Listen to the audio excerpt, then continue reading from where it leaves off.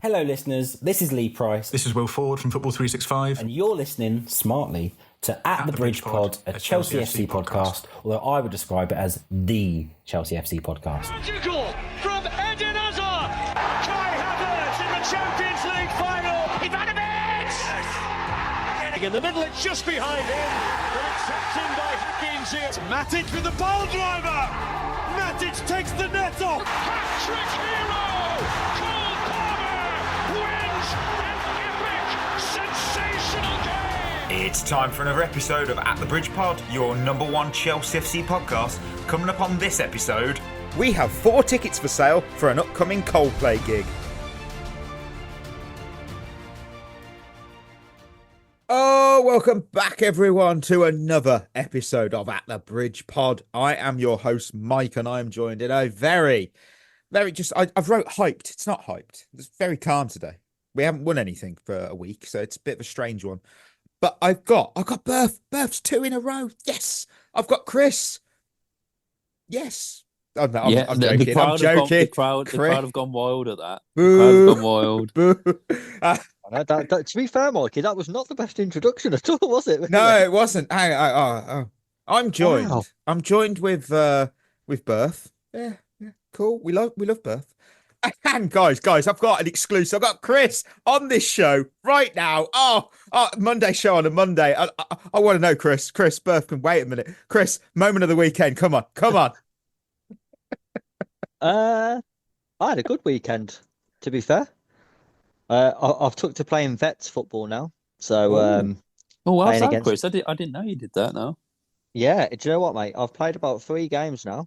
I've really enjoyed it. It's nice not having to chase 18-year-olds around a pitch anymore. So, the game's a lot slower. Which is better. So won that 2-1 on Friday. Scored twice. Both left foot. Oh. Nice. And then Saturday, my girls had their first ever 11-a-side friendly. We won 7-0. Nice. My daughter scored 4. Wow. Nice. So overall, positive weekend for me. That is pretty phenomenal. I can't. Berth, top it. Can you? Not really, to be fair. I mean, I went to play cricket Saturday, which is good. Did you win? We did win. Nice. And then went to watch the boxing with my mates, which was pretty cool. And then played football yesterday. So it's good to get minutes back in the tank. And I'm feeling a lot fitter these days. And I thought my fitness had gone. I thought my legs were going. But you know what? My fitness is back to where it's supposed to be. And yeah, feeling good. That's awesome. Nice. To be fair, you speaking of cricket, my time of the year comes up soon. Because we've got the 100. The 100. I enjoy it. I always do. I've enjoyed it. 4 years now, I think it's been going. I've enjoyed it every year. I don't know why. I'm honestly not a cricket guy. However, when that comes on, I can watch it and I can enjoy it. It's I might try and get a game. I might. It depends what time it is. Because, I've got a more flexible job now, so I can actually book time off that's, not. Well, technically we are in 6 weeks, aren't we? Oh, whatever. Yeah, we are, but whatever. We'll move to one of my highlights. I got a couple, but I don't know if this clip's actually going to have the English commentary on it. So if it's Spanish, I'm very apologetic, but it was this. Nope, that's got no commentary on it. So that's no commentary at all. That was just crowd noise. Useless. What a plot twist that was. Gonna hook that cross in it. It's headed backwards. What a save! Berger denies the own goal incredibly. Oh, well, Chelsea legend and Katrin Berger pulling off one of the best saves you will see at any Euros, male or female. Maybe the save of 2025. We're deep now into the year. We're 7 months in. I could watch that on repeat. It's one of those where you just think, you're not going to reach that. You're not going to reach that. Ollie was there. Ollie was that's why he's not on tonight's show. He's literally in Switzerland watching the Women's Euros. So, oh man, you guys saw it. What? Go on, break it down. Wow. Yeah, it's an unbelievable save and sort of, not even just a save, just the person itself, like what a story, where she's come from, and what she's been through. And to make that save is absolutely ridiculous. I don't think you'll find many better saves than that this year, 100%. I think maybe the only save I put close to it is the Martinez save against Notts Forest. But other than that, I think that's probably definitely the best save I've seen so far this year, 100%. The hang time, Chris, was like a salmon in the air. It was like Ronaldo when he goes up for a ball. It's just incredible. And and she thankfully didn't take her shoulder out. She nearly did. Come on, Chris. You're one of our leading voices on the women's game. What did you think? Is it the best you've ever seen in the women's game? Best save I've ever seen in the women's game, I think. Can't think of another one off the top of my head that's as good as that. I'd probably agree with that, though. I'd agree with that, I think. Yeah, it's like the David Seaman one, wasn't it? In Yeah, the FA Cup Sheffield semi-final. United, yeah. But it's not just having the reach, it's then having the power in your wrist to flick the ball away. Yeah, that's the thing. You know what? Such an unbelievable save. You know what? I actually think sometimes, this can sound ridiculous, but the ball's harder to save when it's going slower, because you have to get the power in your wrist to kind of palm it away. Yeah. Whereas when the pace is on the ball, it's quite easier to just get it out of danger. You're But that, it, aren't you? Yeah, great save. I think if we have a Puskas award for the best goal of the year, we need a Yashin award for the best save. We have to. It's only right, and that would win it. That would win it. We don't know what's to come in the next 5 months, but that's going to be hard to dethrone. I've always said as well, like, I think with any save, it's kind of like great goals as well. Like, the context matters. Yeah. Like a great goal, for example, if it's the 5th goal in a 5-0 win, isn't as a great a goal as something that might be technically not as good, but was the last minute winner in a cup final. I think the context of it matters. So to make that save in the moment that it was in as well, with Germany down to 10 and in extra time, and it came off her own player. So she wasn't even expecting it. Yeah. And I think the whole context makes the save even better. My other highlight, I'm heading to Seattle because what a way to win a game. De La Veiga, beauty on the 69th minute to win the game 3-2 against the San Jose Earthquakes. Check the goal out if you haven't seen it, listeners. It's amazing. And talking of games, very mixed bag for me, for my games of the weekend. If you love watching substitutes come on and players on the field come off, Man United versus Leeds. Oh, what a game. Classic. 11 subs for every team. Amazing. Nothing else happened. Nothing happened whatsoever. I will take the L. However, I will take a very lovely W in El Trafico, redeeming my stupidity because that ended 3-3. There was a red card. Oh, I'm so grateful. Oh, phew. I didn't actually see what happened in the Belgian Super Cup. Obviously, we know what happened with France and Germany. What happened in the Super Cup as I look at it live? 0-0 on penalties. I didn't see. I haven't actually looked at any of this. So we go to Belgium. By the way, Kimberley played and drew 0-0 with Sportivo Atenas. So I still don't understand how the league goes with that. So yeah. Club Brugge won 2-1 and all the goals were scored in the first half. Okay, that's all we needed to know, isn't it? So shout outs. We will go now. Some people have said that with some of this segment for Shevva shout outs has been going on a bit too long. Now, to be fair, the last 2 episodes got 26 and 29 comments on. This week we've only had 7. On that note, bit of housekeeping.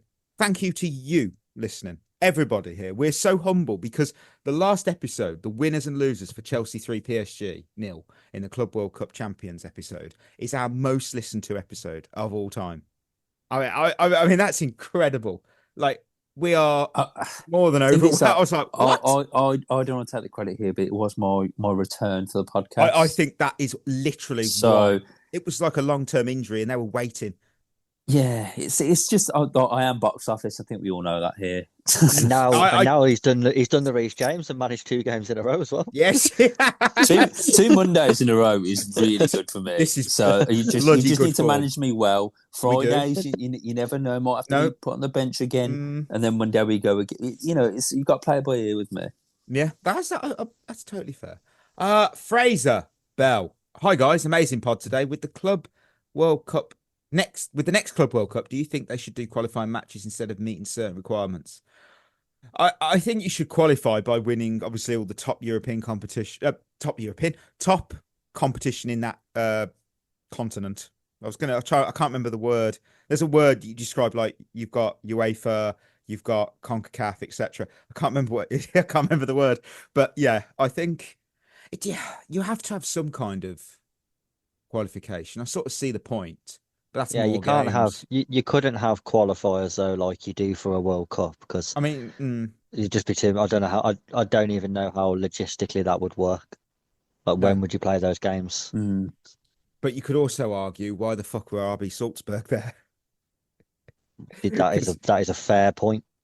that was the one thing I what they were the best qualifier in such a set. I'm like, no, Inter Miami, the winners of the MLS Supporters Shield, they shouldn't be there because first of all, that's not the main trophy in MLS. The main trophy is the MLS Cup. End of. So no, I think you have to have the Champions League winner of that particular continent in there, and maybe over the last few years, I think maybe that is the fairest way. But then doesn't necessarily mean that that's the best team in the competition, does it? Because Chelsea of 4 years ago are not. Yeah, You wouldn't exactly. rank them. It's not. I'm knocking my own club here, but you wouldn't put Chelsea now. I know we've won it, but at the time, as one of the teams of the best in Europe, you wouldn't have. Salzburg have no fucking right even being in the top 20. So I don't know how they got. They, like I said, I don't get that. I don't get that. Right, next one. McFown's great pod, guys. Lot of love for Chris, even if I don't always agree. He's got ball knowledge, but a bit too cynical at times. LOL. Neto should have been player of the tournament for us. Yeah, I can see the player of the tournament. Again, we said it before. He won. Palmer won it because he had a good fight. Yeah, He bake-offed it. He bake-offed that. he did. Corey, thanks again for a great pod and for keeping the content coming in the few moments between seasons. I have to say, I can't agree with people saying Chris is cynical. Fuck it, that's quick. That was a quick response. I'll be honest, I can agree with that. But hang on, I actually agree with him on a lot of his points. Calm down, not all. I'd like to take a chance to say something positive on that. I asked about the new kits last time and totally agree on not having a sponsor on it, although I'm drawn to the away. Cheers. I think the away kit just looks better without a sponsor. I think all our kits look better without a sponsor because I don't trust that the sponsor's going to make it better. Unless you smack Samsung on it or Yokohama tires, I don't mind them. They're all right. I think the blue one would look better with a sponsor, but I think the sort of the beige, green, and red one I think would definitely look better without. Yeah, because it's the middle stripe, isn't it? Yeah, you don't need it, do you? The thing in the middle.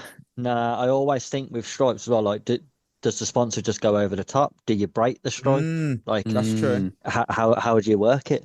KP, here we go. I called for a positive comment, and I've got when Chris got all positive and happy about Maresca, it got me thinking of the Ja Morant meme. Nah, stay on that side. Sorry, but the Maresca criticism was just over the top for a good 13 months. Glad Chris could eat humble pie. First loss next season, I know we'll be back. That's not what I asked for. I said positive. That's not a positive. That's almost like that's a bit of a shit sandwich with a couple of nails in it. Like you think, oh, this looks all right. No, oh, come on, man. Mel, please, come on. We love Chris. David. David, great pod, guys. I think the Club World Cup is absolutely important. Might be as important as Champions League soon. Glad we took it seriously and won. On Chris, aside from wanting Maresca gone, I think he's actually been proven right. Maresca played Palmer on the right, kept fullbacks at fullback, rarely inverted. Sanchez going long when we were under pressure, changed tactics a lot, and didn't insist on keeping possession for the sake of it. These are all the things fans complain about during our poor run. This is the Chris pod. This is at the Chris pod now.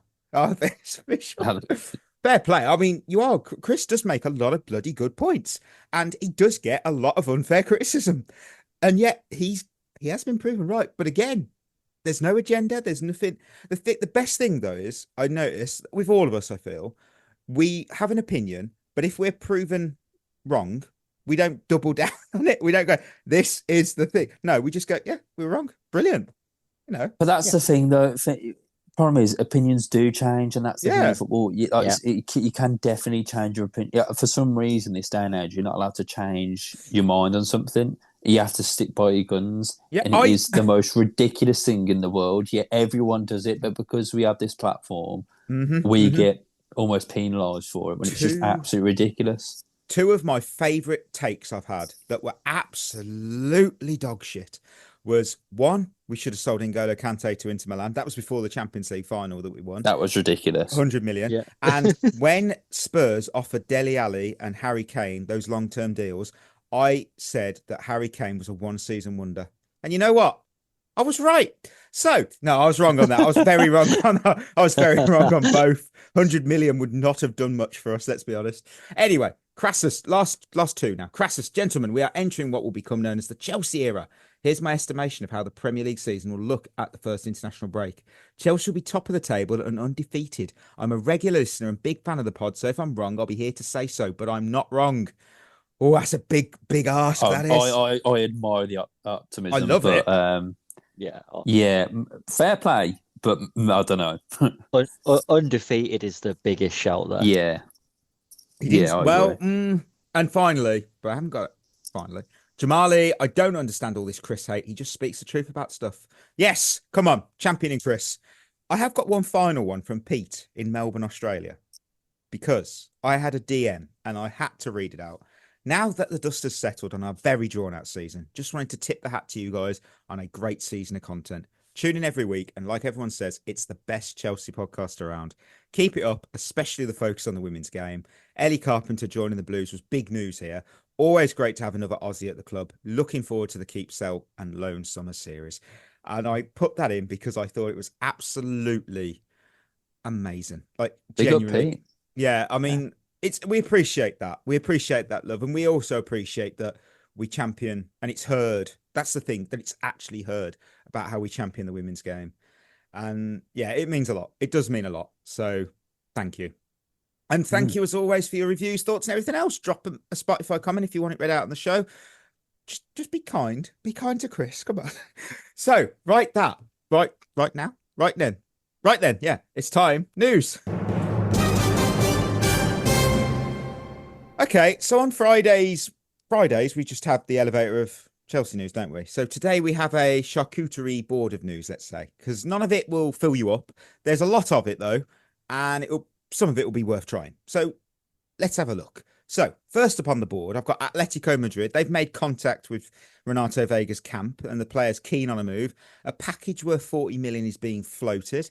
I think before you guys have a shout on this, I think this is a player who only wants to play centre back. He refuses to accept a rotational role, which okay, I get it. He has no interest in fighting for a starting spot. It seems he did leave for Juventus, where he was decent, but let's be honest, I think looking good in the Serie A isn't quite the same as standing out in like the Premier League, and it's a limited minutes for us. But whenever I've seen him play for us, he never did anything that got me excited. Like I thought he could start. You know what? He reminds me of a 3D TV. There's a lot of hype there. There's some decent features, but ultimately nothing special. And yet, for some bloody reason, people really are desperate to spend a fortune on him. I don't get it. I really don't get it. Do you guys get it? He is good. I do like him, but is he though? He's a good player. Will he make that starting 11 world class? No, absolutely not. He's a good squad player. Will I take 40 million for him? Absolutely snap your hand off. 40 million? What? That is a lot. I tell you what, people have mocked our transfer business. If we flip a player that quick for a profit, same with Madueke, that's bloody good. It's probably the wages help as well, that they're quite low. Chris, what do you think? I agree with both. I do think he is a good player. I think me and Berth both really liked him when we first seen him in his first few appearances. I just don't get his attitude more than anything. The whole, I only want to play centre back. I want to be guaranteed this. I want to be guaranteed that. It's like, mate, calm down. He's only like 21. Like, you've got ages. You have to earn it. You can't just be handed stuff. So I'd snap your hand off for 40 million. I think that would be unbelievable to get 40 million for someone who we clearly don't want. Yes, that's the thing. It would be fantastic business. He might prove us wrong, and if he does, awesome. Good on him. No issues. I'm not sold yet. One thing that we might be all sold on: Man United have held talks with Nicolas Jackson's representative, Ali Barrett, over a potential move.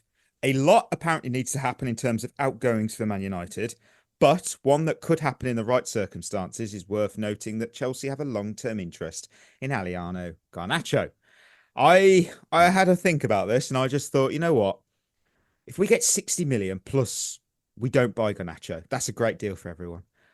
But it also screams, for me, this deal screams João Felix Conor Gallagher 2025 edition, where we buy Garnacho for 50, 60 million. And in return, Manchester United buy Jackson for maybe 60. Everyone's worth about 60 million. I don't know. What do you think? Yeah, I don't think we need another winger, to be honest with you.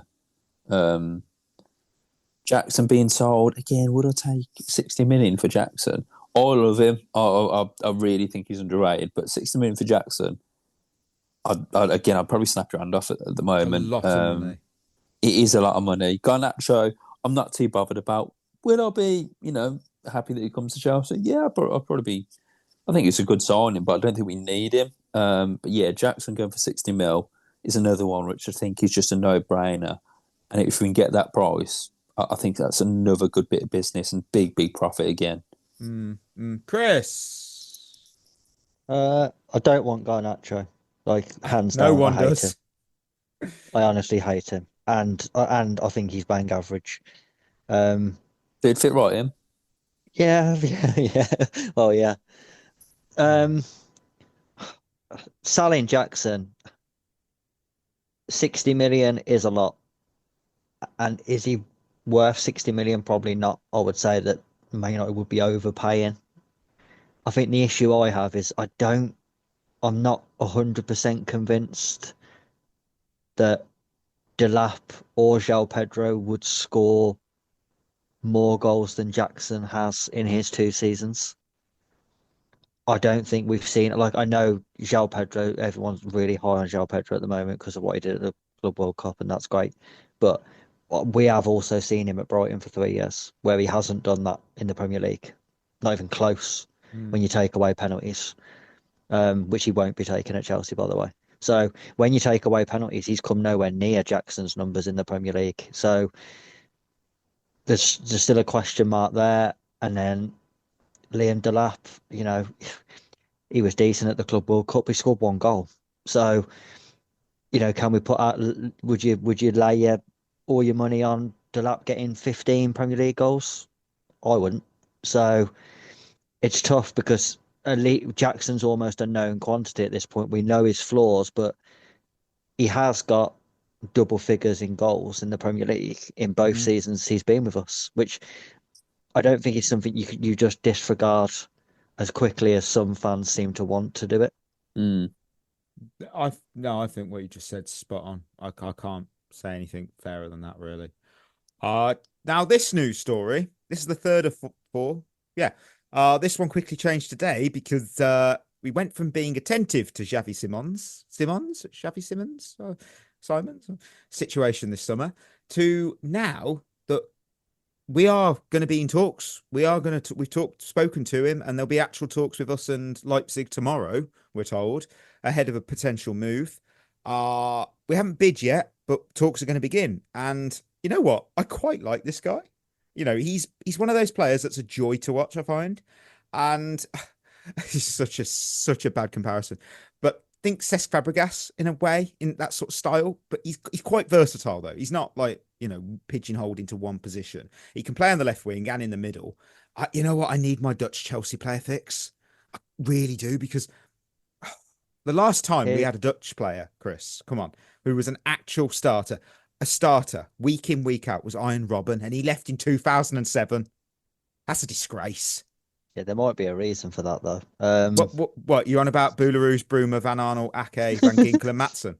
No, they weren't starters. They weren't starters. It doesn't count. Doesn't count. Doesn't count. Doesn't count. Do you know what? I like him as a player.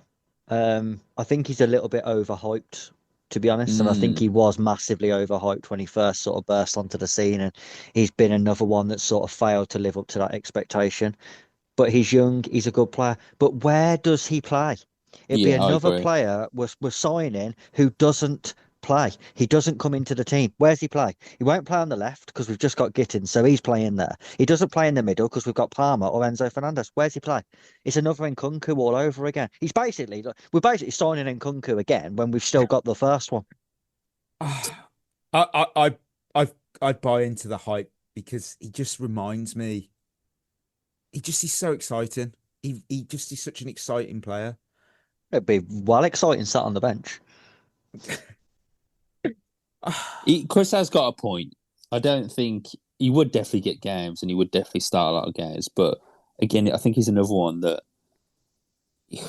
Do we need him? I don't think we do. My favourite is obviously I've got the Cesc comparison. I know it's probably less accurate because whatever. My favourite is the similar footballers to Xavi Simons when you go on the internet. So I've got Jude Bellingham, okay, Rafinha, Dani Olmo, and my favourite. This is the other one out of all those names, Harvey Barnes. Wow, that is random. It's Jude Bellingham, world class. Rafinha, got to argue. He's world class. Dani Olmo, he's not world class, but he's a top player. And then Harvey Barnes gets you know worse. what? You know what? Harvey Barnes is actually all right. You know, he's all right. Here's a question though, because I think when you look at it now, like after the Club World Cup, especially, I think people started to ease in their criticism of our transfer policy when you kind of see it coming together. Mm. But why are we signing people like Xavi Simons in a position we don't need before we're signing someone in a position we do need, like a left back? I don't think we need a left back. I think we're pretty stacked there. Yeah, all one. Why do you think João Felix isn't up for sale just yet? He's got a new position. He's going to be the electric left back. It's like, fuck. Can you imagine? What I don't like is it seems like we're signing players for the sake of signing them rather than addressing the actual problems in the squad. We've done that before.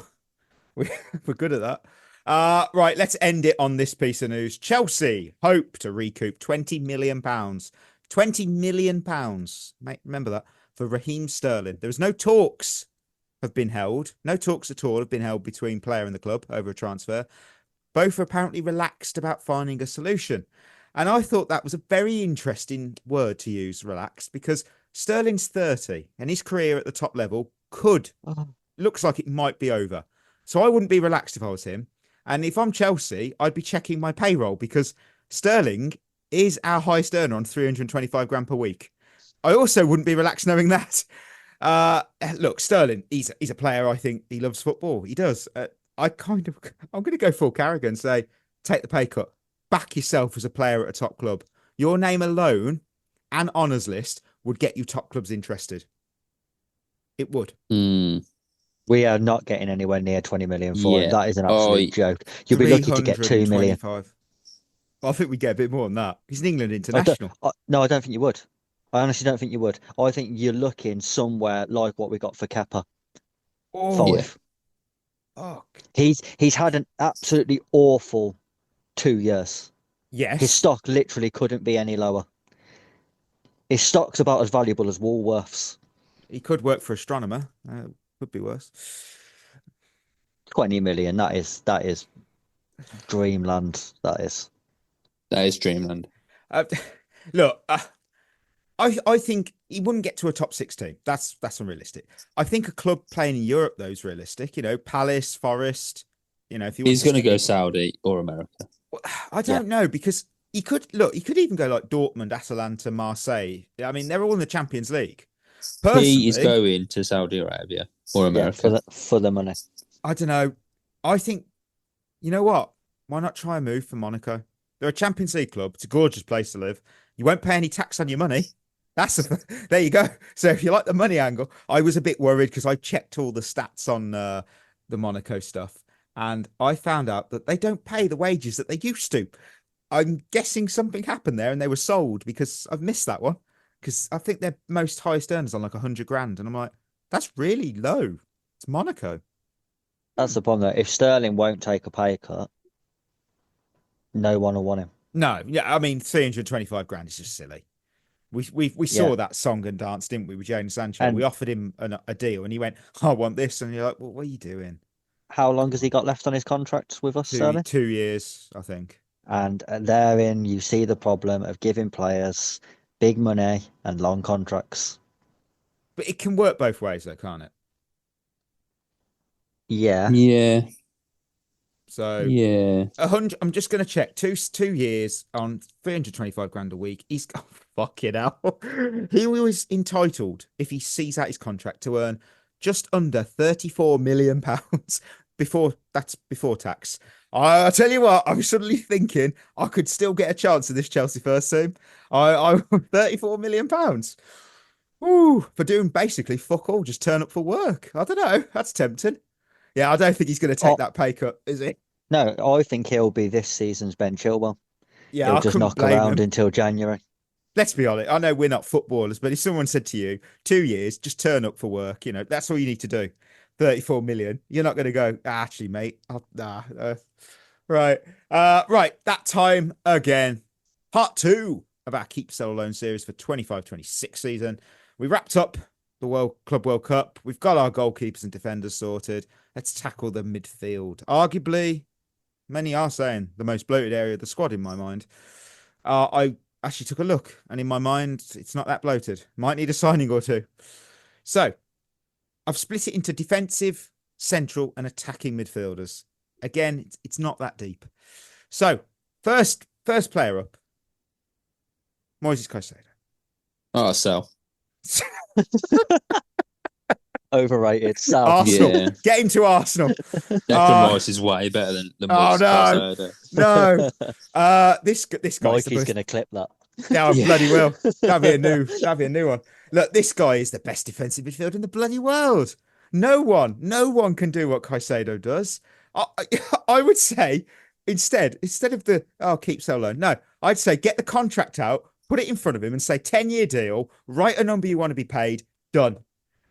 He's to this Chelsea team, this era, what Lampard, Cech, and Kante were in previous eras. He's so crucial to this team, and he would be a player that you could see go to. He wouldn't go to a club and not improve them instantly. That's how strongly I believe in this guy. The thing is with Caicedo, I think he is a bit like Kante in the sense that I don't see him pushing for a move to like a Real Madrid or a Barcelona or even like a Man City or something like that. I think that is a testament to him as well. And I've said it before, and I'll say again, I think his ceiling potentially could be bigger than Kante's. Wow. Yeah, I agree. Well, I think he's better at his age than Kante was. At the same age. So he's definitely got. I think he's got a higher ceiling than Kante. I'd like whether he'll ever do for us what Kante did is another question. Because of course, Kante did win us a league and a Champions League. Very true. Basically carrying a lot of players on his back to do so. So, but Caicedo, hands down, best in the world in his position. 100%. Romeo Lavia. You know what? I went with loan. Now, you know why? For me, fans are desperate to see him fit for a full season. And just like snow in July, it ain't ever going to happen. I mean, the potential is enormous if he stays healthy, but it's that if, isn't it? It's like Ronaldo's ego. It's so big. I would loan him out to La Liga. Get him into a team that plays similar football to us, gorgeous weather, slower paced league, a break from the UK media spotlight. I've got 2 clubs in mind. I've got Real Betis and Villarreal. I think they'd be good choices. Because then he's not going to fall too in love with Spain and want to move there permanently if his fitness gets up to... We've learnt this lesson. I've got loan for those reasons. What did you guys find your mind? I'd keep him. I would keep him. Mm. I think he's brilliant. I know his fitness problems are bad, but I'd still just keep him. I think he's too good to just send out on loan. And then if you send him out on loan and he's got more injury problems, and that makes his value go down even more. I think keeping him is the best option at the club, and I wouldn't sell him because I think he's too good at the moment. But obviously that fitness is a massive problem. But I think, I really like Lavia. I think on the ball he's brilliant. I think he's almost a good mix of Caicedo and Fernandes. So, yeah, for me, I'd keep him. Where are you going, Chris? Um, I would keep him for two reasons.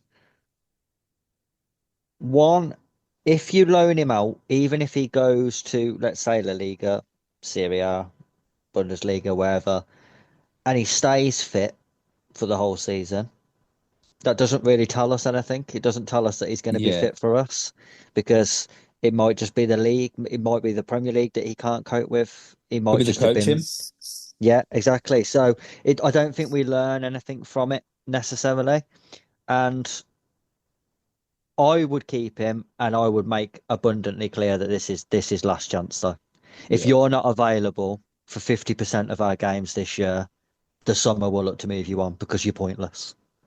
He's got to stay fit for at least half the games. He has to be available for selection for 50% of our games this season. Otherwise, this time next year, I'm moving him on because there's no point having a player, no matter how good they are, if they never play football. No, I mean, you're spot on. You're both spot on. I went with the not quite the extreme option because that'd be sell. I just feel that he needs that break, and there's a reason that I've said loan because coming up, Dario Asugo. Now I've got keep. He's a promising young talent. A loan, of course, possibly back to Portugal or within France could be smart. Could accelerate the development, but just like I said about Mamadou Sarr, keeping him around the first team lets him learn the Chelsea way. So naturally, he's going to be loaned straight out because no one fucking listens to us. They didn't listen Friday. And as soon as 2 days later, Sarr is off to Strasbourg, isn't he? I was not very happy about that whatsoever. Thanks, Todd. Chris, what have you got for Dario Asugo? I've got keep. So he's off on loan. Guaranteed So- now. Yeah, for very similar reasons. I don't trust that we'll find him a good enough loan that'll actually go and learn anything and actually be valuable to us. And I don't think Lavia is going to stay fit. So I think we're going to need that depth there. Yeah. So even though I've kept Lavia in this scenario, I would keep him as well on the basis that I just don't think Lavia is going to be fit, and we're going to need somebody because Caicedo is going to need more rest this year. He just is. We can't keep churning him out for 60, 65 games, playing 90 minutes every game this season because I mean we're just dicing with him getting injured there. So I think Asugo showed in the sort of limited time that we've seen him that he can be a capable replacement. What about you, Berth? What have you got? I think we're going to loan him. And I think I would I'd be loan. shocked. I think I'd loan him as well because I don't think he will get the game time this season. So I think a loan back to Portugal maybe is probably the best bet. I mean, it also screams Strasbourg as well, but I think so they've just got one Sarr on loan. slot, I think. Yeah, so Penders as well. I do think we'll loan him. I'm not. If we keep him, I'll be happy. But I think loan would be the best of both parties at the moment. He's a class player, don't get me wrong, but I think loan. Okay. Finally, of the defensive midfielders, I have got Leslie Ogachukwu. I've got Sell because the only place worse than being loaned to a relegation fodder club is probably being stuck on the desert island with Chris and I, because we already discussed this when we had to pick who to be on a desert island with, and Chris and I we wouldn't work with Chris. We respect that, don't we? We respect that. We would not. I think. Did you go with Ollie? Yes, I think I Yeah, did. yeah, that's totally fair. I think I went with Ollie as well, which is so unfair that Berth is literally in this room right now. But we actually would go with Berth because Berth's the best. Oh, thank you. Yeah. Look. Berth can't play in the first team next season, but I wish I could. Leslie he could because due to workload, but workload and injuries. We keep talking about them. However, I'd say move him on. There's still value there. Don't send him on loan to another relegation. There's nothing you learn, nothing playing in a relegation team. No one seems to bloody learn that. I don't get it. Well, top 6 teams don't learn that. What about you guys? What have you got for Leslie Ogachukwu? So, I think so. I don't see him staying at the club. I don't think he'd ever make it into the first team. He's a good player, don't get me wrong, but I don't think he's quite Chelsea level. I think so, and I think we still get a fair amount for him. I think it'll probably be to to France. I would have thought somewhere like that. Yeah, I've got Sal for similar reasons. I think he's been a missed opportunity though. I think he's another player that we should have just kept him around last year and not loaned him out. When you look at having the Conference League, especially, you look at the games, especially in the group stages that Caicedo played in or Enzo Fernandez played in, and you looked at it and you thought they do not need to be playing today. You know, Caicedo doesn't need to be playing against Shamrock Rovers at home. But we didn't have enough people to cover the positions. So I think he would have developed more with us if he'd stayed last season. I think loaning him out was a terrible idea. And it's missed an opportunity. I think it's stalled his career, and I think for his sake, he needs to be sold. Moving to central midfielders. Interesting selection. We've got 4. I've got Enzo Fernandez straight away. I've got keep because he's become one of the club's leaders. He shone again in 24-25. Improved. He improved, and he improved with consistency, which is always a positive. He's been the heartbeat of Chelsea's build-up play. Some say he has completed his redemption arc. I'd say it's more that he's merely adapted to the pace of the Premier League, and now he's thriving. And also, having hernia surgery really bloody helps, you find out. What have you guys got? I'll keep. 100% keep. I like. For me, I think like he's 100% our most improved player, important player. You could argue he's probably our most natural leader as well on the pitch. I wouldn't be disappointed if he was ever take the armband off Reece James and give it to Enzo permanently. So for me, I just if you want to sell him and loan him, I think that's just ridiculous. I think you got to keep him because he, like I said, he's popping up goals, assists, really, really important. Dictates our play, fits Maresca perfectly as well. So yeah, keep.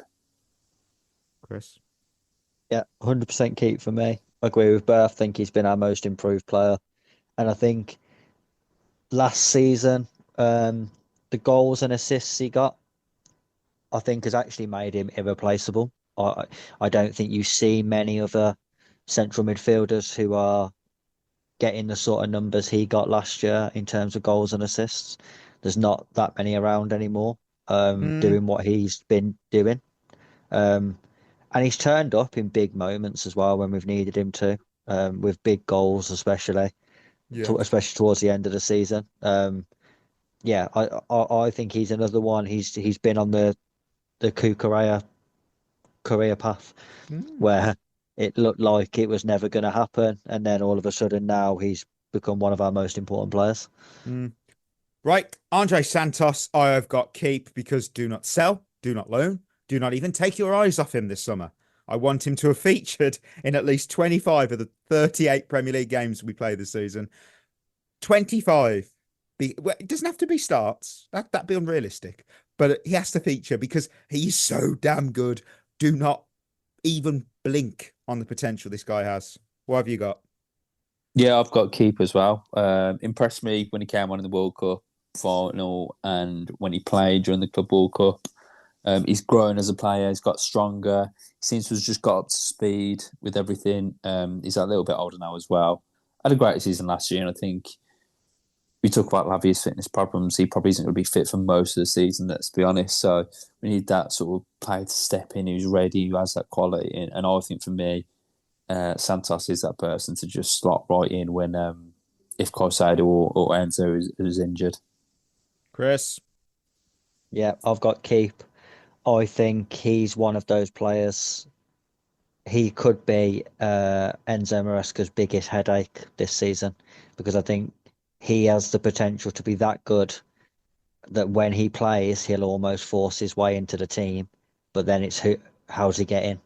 And I think it'll be a headache trying to get him in because I honestly think he could be that good that I don't think people realise actually just how good he can be until we see him regularly. And this season, I think, will be his breakout year for us. Okay. Next up, Kiernan Dewsbury Hall. I have keep because he's one of the most professionals that has ever put on a shirt. He's not that bad. Is he world class? No. Will he ever be world class? No. Will he ever be top class? No. Will anything that I've just said motivate him? No. But he's a good squad player. And he will be probably quite important when we play those early domestic cup games. I keep him for that exact reason. He never got pissy that he was not starting in the Premier League. And sometimes you just need squad players. That's my take.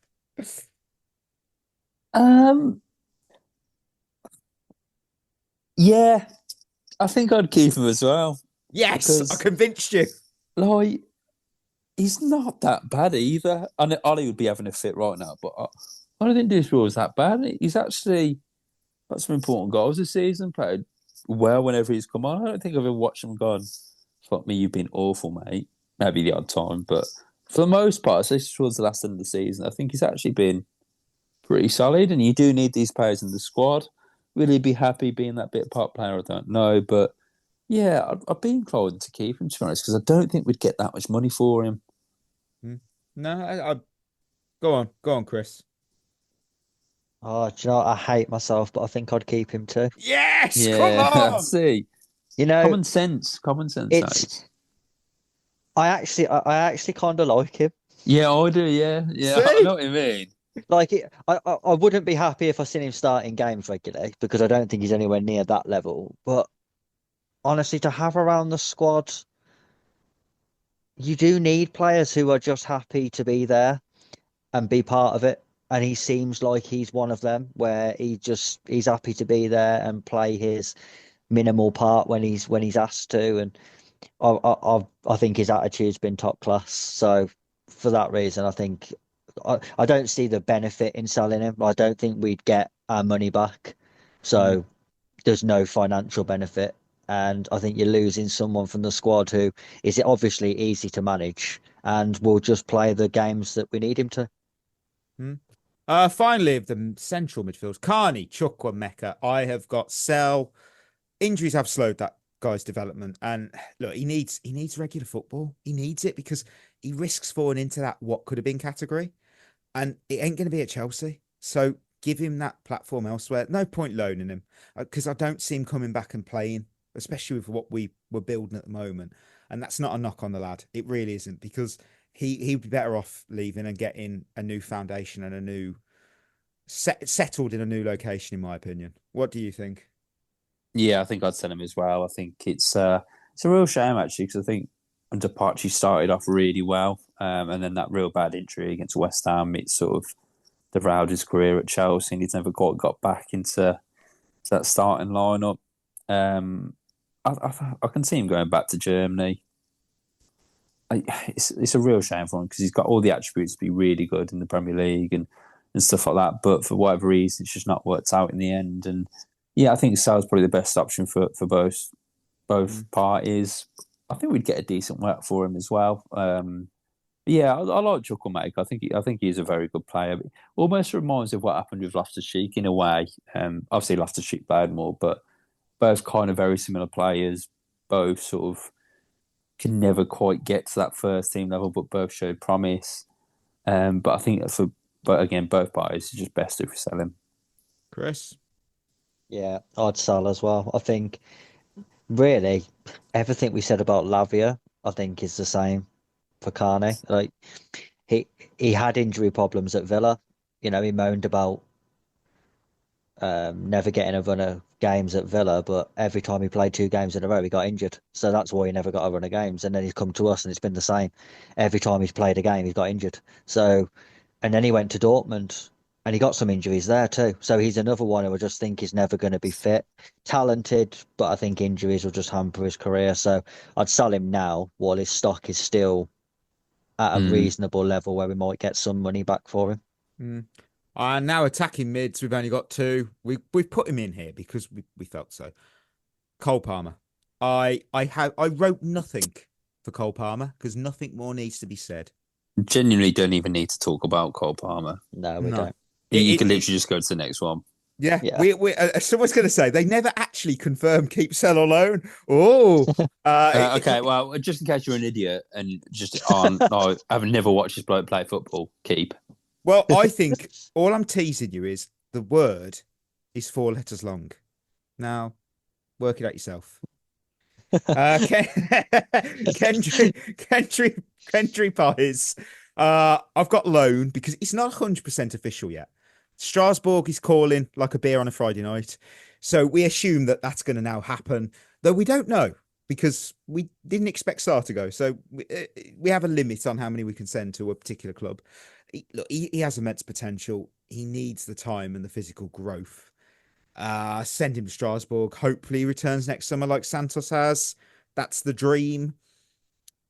I'd rather have a headache next summer and say, damn, how do we play this guy when he's one of the best and we've got this great team? I'd rather have that headache now then. Yeah. Yeah, I'd agree. I'd loan him out as well. Still very, very young. Never played in Europe before. Think it's just best if he's not really going to play loads at the end of the day this season for Chelsea. So loan him and then see what happens when he comes back next season. Do you think we should send him to Forest on loan, Chris? No, definitely fucking not. I don't think we should ever answer the phone to Nottingham Forest again, to be honest. I've got loan. I've also got a little bit of a hot take on players. Ooh, here we go. I don't think he'll ever play for the Chelsea first team. I don't think that's as hot as you probably think. I think he was someone who he was really hyped up before he's actually got his move to Europe. And now no one really talks about him. It's almost like his hype was a flash in the pan. And then people moved on to something else. And I think he'll go out on loan this year. And I think our team will just move on. And I don't think when he comes back, there'll be a place for him. When you look at it, Cole Palmer plays his position. Enzo Fernandez plays his position. We're on about getting fucking Xavi Simons plays his position and Kunku plays his position. Where's he play? Where's he going? Dewsbury Hall plays his position as well. Yeah, exactly. Where What does a he get legend he is. changed? I'm deadly serious. Where So I think he'll be one of them where we'll end up selling him for profit on what we bought him for, but everyone will just in 10 years' time go, oh yeah, do you remember him? Yeah.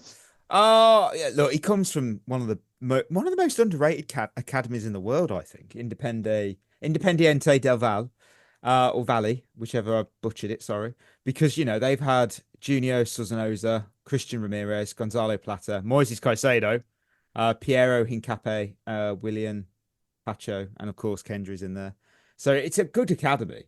It's so tough, isn't it? Really nice kit, actually. I've just found that. I was trying to learn how to pronounce it. Should have done that before the show. Nice kit. Yeah, it'd be interesting to see what happens. I really want him to do well because, it's always good to have a problem next summer about what do we do with the team and with this player. So it's next year's problem. So that's midfielders done. We've only got strikers left. So that's going to be interesting. That's going to be really interesting because there's 2 of them we've only recently signed. So we will move to our Christmas questions because, it's off season. No lines or anything. Josh, fuck's sake, Josh. My twin brother is a United fan. Please insult his club as much as you can. Thanks. They do that themselves. Yeah. They are genuinely the most laughable club ever last season. How can you... The only thing you have to say to a Man U fan to insult them, how could you possibly lose to Spurs in a cup final? Yeah. Do you know how shit you have to be to lose to Tottenham Hotspur, the biggest bottle jobs in the world, in a club final, in a European final? You absolute bunch of fucking losers. Basically, Man United fans... Go for a walk. Because you don't want to be watching your games. You don't. To be fair, I'm just trying to think. Looking at sound drops I can use on them. I mean, you could use every time. You could every time they think they're going to do good. Oh no! We suck again! Oh brother, this guy stinks! Yeah, they're not great. They're not great. Every time they're such a big. They're still a big club in the sense of name because of what they were. But I think I saw something somewhere where they're now so far removed from like the Premier League that they were like when Liverpool were the division or some weird bullshit like that, like Champions League or whatever. I don't know. It's now I've said that, it sounds absolutely bollocks. That can't be right. How long have they won a Premier League? Is it 12 years, 13 years ago? Long time. 2013, I think. Was the Wow. last Yeah, it one? was 2013, yeah. Yeah, That is a long time, actually. it is. Well, oh yeah, we're more recent than that. Got worried then. I was like, we just sort of shot ourselves there. Right, next question. I've got. Oh, it's a good one. I think that's a predictions pod episode, so I'll save that. Nell's right. I'll save that. Austin Hamburger could be What could be a name? real name. That is a brilliant What a great name. Great filling. Great filling. Will and should we? I see what you did there. Will and should we sign a left back before the deadline? No, what are you on about? We don't need that. What are you doing? It's, Need a midfielder. Yeah, we've got Renato Veiga. Oh, no, we haven't. No, we haven't. We haven't got Veiga. Who do Yeah. you sign though in the left back market? Has to be someone who is happy with being a backup. Has to be happy. Ben Chilwell. Oh, no, he's already ours, isn't he? Oh, Chile. He needs It a is pay tough, cut though. before he. It is tough, yeah. They're in really that many. All the big left backs have kind of gone now, isn't there, really, I suppose, that you could buy. Anthony Robinson, maybe, but you won't want to be back up. Oh no. Ian Matson. And to be fair, it's trying to get someone as well who is capable of inverting, if that's still something I we're going to be think, looking yeah. at. Unless you played Gusto there as a backup to No. both right back and left back. You Cole know Walker what? can play there. I'm looking at all the inverted players that were like the best left backs considered in the world. None of them can invert. The ones I'm looking at, I wouldn't trust in midfield. Yeah, that's why nobody does it, Mikey. Hatto is up there. We keep hearing about. To be the fair, move for we are him. linked. Yeah, we are linked with Pato. Yeah. I don't know a lot about him, so I can't sit here and say we need to sign him. I'll tell you what, he's brilliant on Football Manager. Sign him. Done. Very good on Football Manager. That's how our scouting's been working. So sign him. Absolutely, get it done. Let's have a look on good old Twitter. That's a nice social media platform for questions. Can't be anything offensive on there. There won't be anything negative on there, Mikey. No. Oh, fuck me. I read this and I still remember that we needed a fair few beers sinking after this question. Mercury, you know what you did. Off topic, what would you rather do? What sits as legs or quavers as teeth? Oh, I'm too sober to answer that. What a great question that is. Is it? That is For the sober mind, that's like, what? That's such a good question. And I really I think that's probably my favourite question that's ever been asked on this podcast. And you've had a lot of great questions. What would I rather? If I have quavers for teeth, Quavers as teeth, though, right? well, you can't eat anything. You'd have to put false ones in. So you could bypass it there.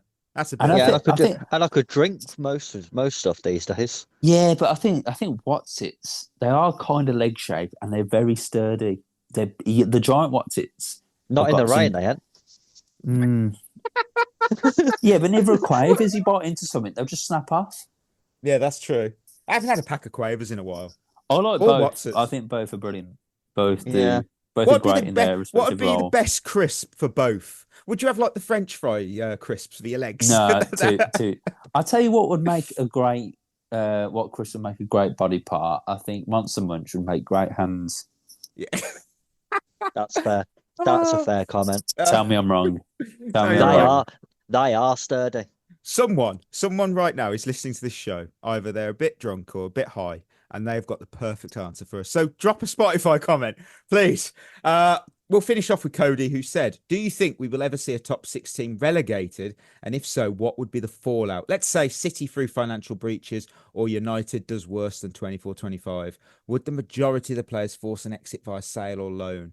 Yeah, I think they would.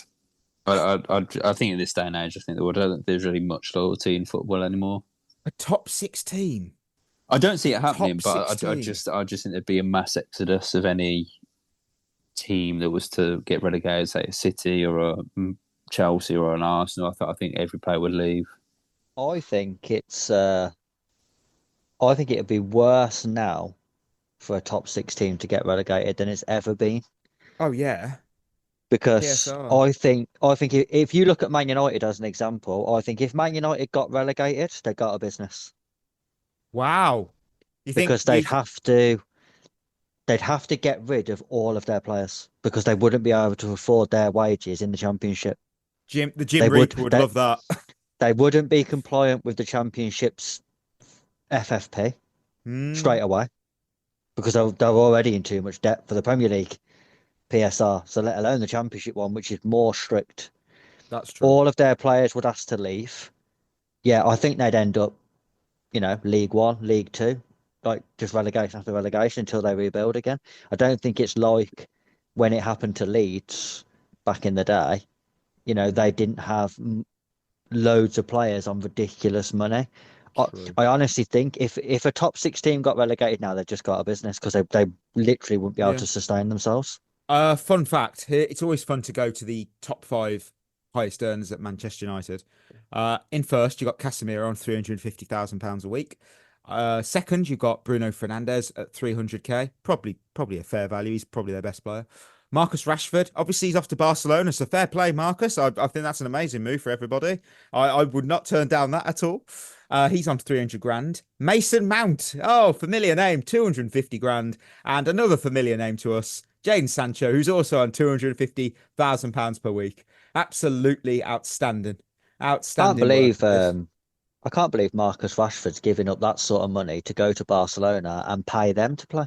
Yeah, he's probably saving that club. Oh my God. To be fair though, everyone's been saying, how are they going to register him? Because they always struggle. That's why Nico Williams literally didn't go. Yeah, they won't, mate. He'll go there, but then he'll just sit around in the stands for 15 weeks while they go, we can't register you, mate, can't play. Loophole. Right, we'll wrap up today's show with our end of Monday's show game. Footballer 20 questions. I've got a mystery footballer. You get 20 questions to figure it out. Yes or no, please. So, 20 questions. Please go ahead. Chris, do you want to go first? Or was that Ollie go first? Because he's an idiot with this game. So, okay. Are they retired? They are retired. Can confirm. I always prefer retired players. Yeah. Have they played in the Premier League before? Sadly not. Ooh, one of Mikey's favourites. Can I take a guess really early? Wow. It's not Kaka. That was going to be my guess. Fuck's sake. No. I've just realised 2 of my favourite players have played. Oh, no, they haven't. No, yes, they have. Kaka and Pato both played at Orlando City. Oh, that's nice. Oh, I'm happy. Go on. Anyway. Are they most known for their time in Spain? No. Ooh. Are they most known for their time in Europe? Yes.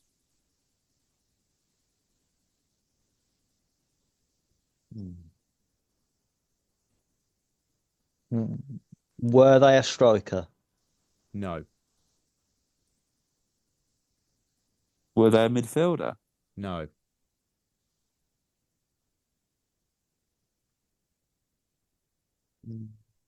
Most known for their time in Italy? Yes. Must be a defender then. Were they a defender? Yes, they were. Are.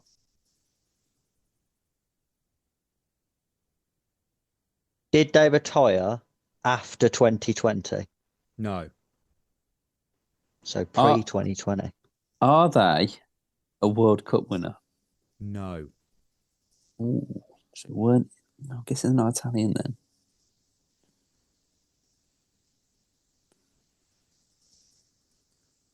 They have. I will give credit here just before someone goes, technically, they've won a Club World Cup. They have won a Club World Cup. Yeah.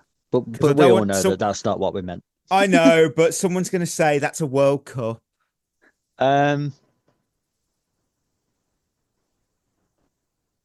Are they the same nationality as the league they played in? Yes. So they are Italian. Italian defender, but who didn't win the World Cup? Ooh. Do I go for it here? Oh. Do I go for it here? Is he retired? I don't know if he's retired yet. Because I don't think he's from the. I know who you might be thinking of, by the way. I have no I've idea got, who you I've got might a, be que- thinking of. I've got a question that might tell us. I'll tell you what. Right. Okay. Here's a question. I'm gonna sound like Ollie here. Were they known for being bold? No. Oh damn. Oh, I see who you were thinking of. No, but he won the Yeah. World Cup. I weren't sure if he won the World Cup, but there was two of them. Remember? He That, literally like, lifted the trophy. No, No, no, he's, no, he's no, not no, thinking no, of no, no, no, Cannavaro. no, no, He's not thinking Cannavaro. he's thinking of Chiellini. Yeah. Oh, well, Chiellini's got a bit of hair. He's got a bit Oh, of. come on, mate. Come He's on. got but- hair. yeah, but There's we hair all on know that head. There's hair on that head. Yeah, about 3 strands. It doesn't matter. Homer Simpson's not bald. He's got 2 hairs and some on his ears. Oh, I'm definitely not bold then. His Italian team, Yes. did they wear stripes? Yes. Well, I I mean, reckon it might be the other one, but it's not Chiellini. It's his mate. is it Bonucci? No. Oh, for God's sake, Chris. I can't really count that. Oh, no, actually, that was a yes or no question. Is it Yeah, Bonucci? Well, stripes. That could be Stripes? Inter, Juve, AC. Inter, yeah. Well, but they haven't won the World Cup, so it's not Maldini, it's not Nesta.